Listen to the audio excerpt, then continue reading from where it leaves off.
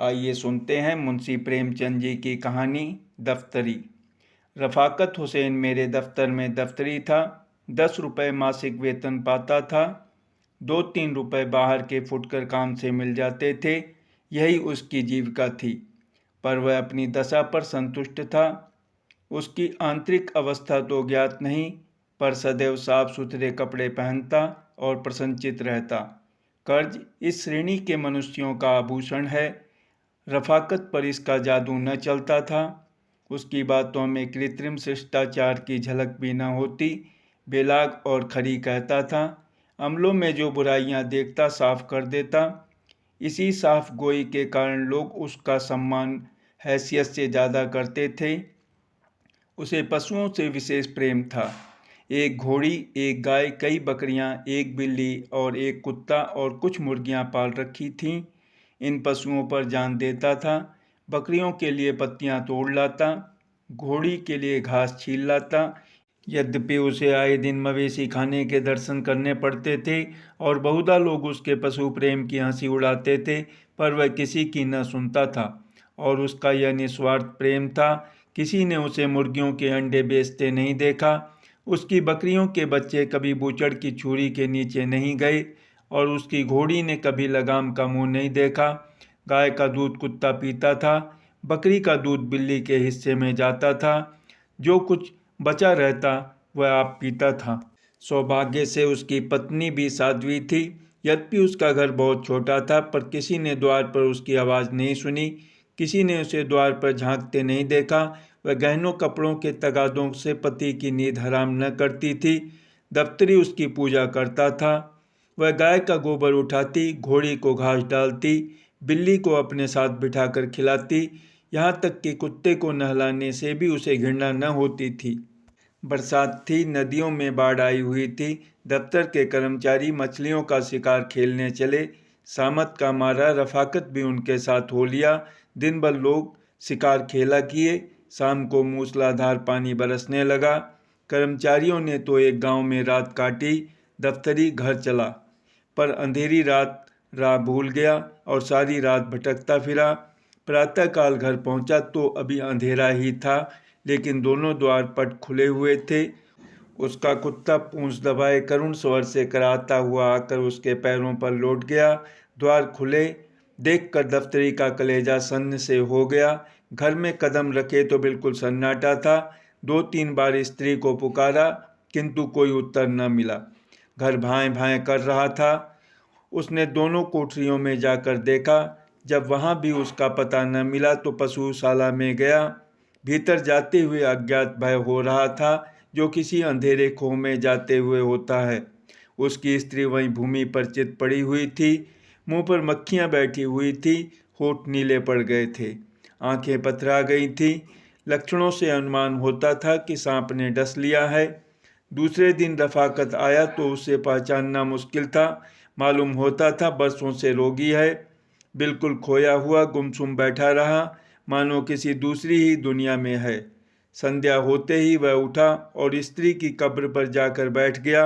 अंधेरा हो गया। 3-4 घड़ी रात बीत गई, पर दीपक के टिमटिमाते हुए प्रकाश में उसी कब्र पर नैराश्य और दुख की मूर्ति बना बैठा रहा, मानो मृत्यु की राह देख रहा हो। मालूम नहीं कब घर आया। अब यही उसका नित्य का नियम हो गया। प्रातः काल उठकर मजार पर जाता, झाड़ू लगाता, फूलों के हार चढ़ाता, लोबान जलाता और 9 बजे तक कुरान का पाठ करता।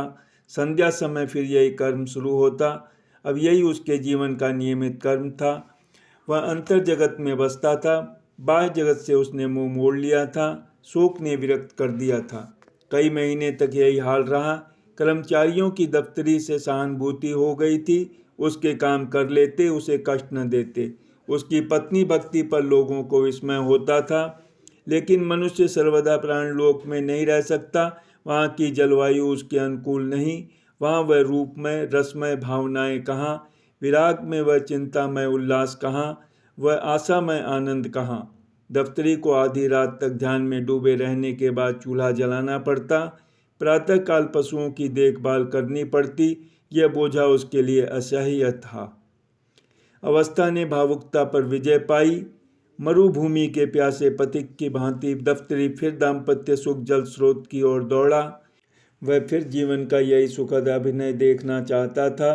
पत्नी की स्मृति दाम्पत्य सुख के रूप में विलीन होने लगी, यहाँ तक कि 6 महीने में उस स्थिति का चिन्ह विशेष न रहा। इस मोहल्ले के दूसरे सिरे पर बड़े साहब का एक अर्दली रहता था।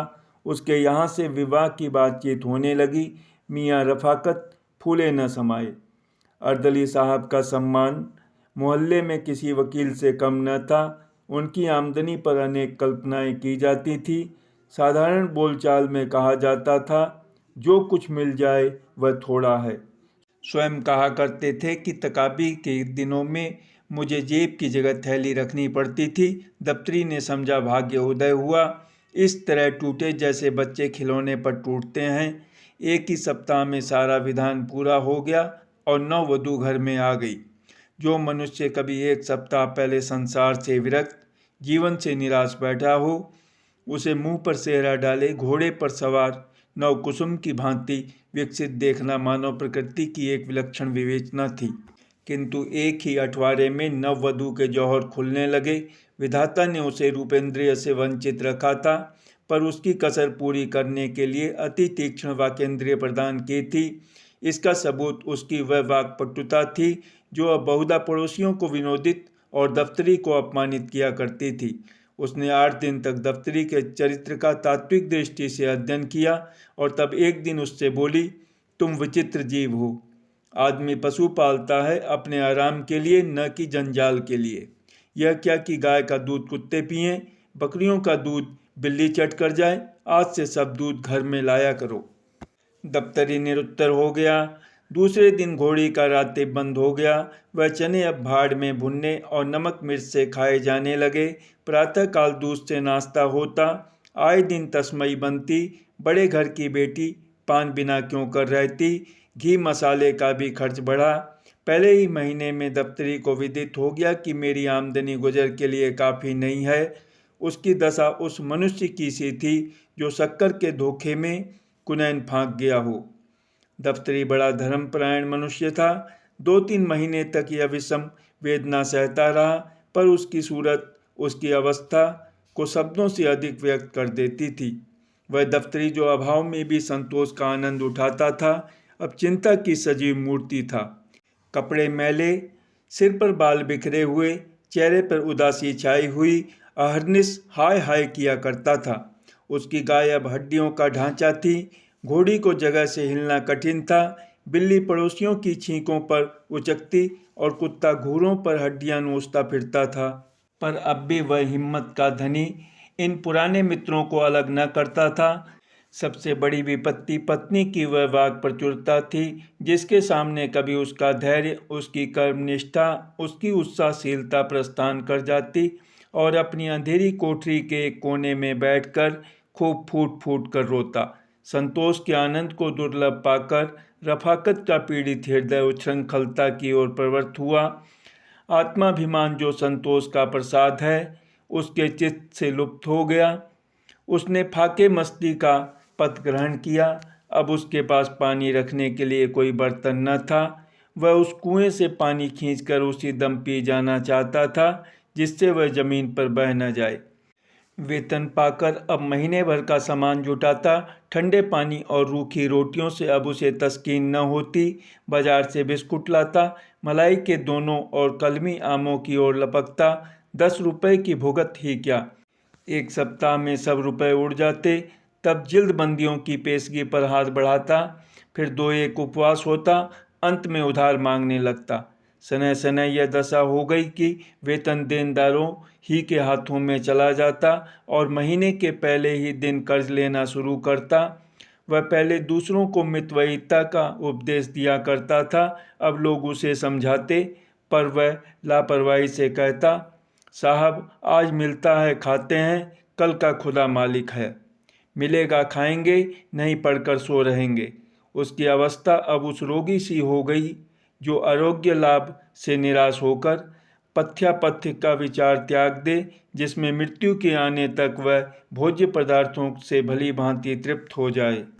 लेकिन अभी तक उसने घोड़ी और गाय न बेची, यहाँ तक कि एक दिन दोनों मवेशी खाने में दाखिल हो गईं। बकरियां भी तृष्णा व्याघ्र के पंजे में फंस गईं। पुलाव और जर्दे के चस्के ने नाना बाई का ऋणी बना दिया था। जब उसे मालूम हो गया कि नगद रुपए वसूल न होंगे तो एक दिन सभी बकरियां हाँक ले गया। दफ्तरी मुंह ताकता रह गया। बिल्ली ने स्वामी भक्ति से मुंह मोड़ा। गाय और बकरियों के जाने के बाद उसे दूध के बर्तनों को चाटने की भी आशा न रही, जो उसके स्नेह बंधन का अंतिम सूत्र था। हाँ, कुत्ता अपने पुराने सद्व्यवहारों की याद करके अभी तक आत्मीयता का पालन करता जाता था, किंतु उसकी सजीवता विदा हो गई थी। यह वह कुत्ता न था जिसके सामने द्वार पर किसी अपरिचित मनुष्य या कुत्ते का निकल जाना असंभव था। वह अब भी भूखता था, लेकिन लेटे लेटे और प्राय छाती में सिर छिपाए हुए, मानो अपनी वर्तमान स्थिति पर रो रहा हो। या तो उसमें अब उठने की शक्ति ही न थी, या वह चिरकालीन कृपाओं के लिए इतना कीर्तिगान पर्याप्त समझता था। संध्या का समय था। मैं द्वार पर बैठा हुआ पत्र पढ़ रहा था कि अकस्मात दफ्तरी को आते देखा। कदाचित कोई किसान सम्मान पाने वाले चपरासी से भी इतना भयभीत न होगा। बाल वृंद टीका लगाने वाले से भी इतना न डरते होंगे। मैं अव्यवस्थित होकर उठा और चाहा कि अंदर जाकर द्वार बंद कर लूं कि इतने में दफ्तरी लपक कर सामने आ पहुंचा। अब कैसे भागता। कुर्सी पर बैठ गया, पर नाक भौं चढ़ाए हुए।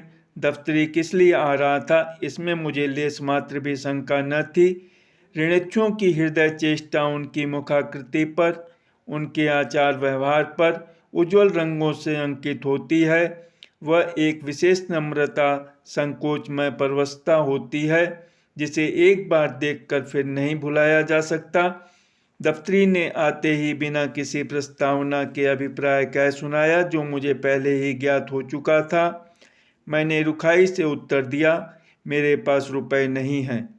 दफ्तरी ने मुझे सलाम किया और उल्टे पांव लौटा।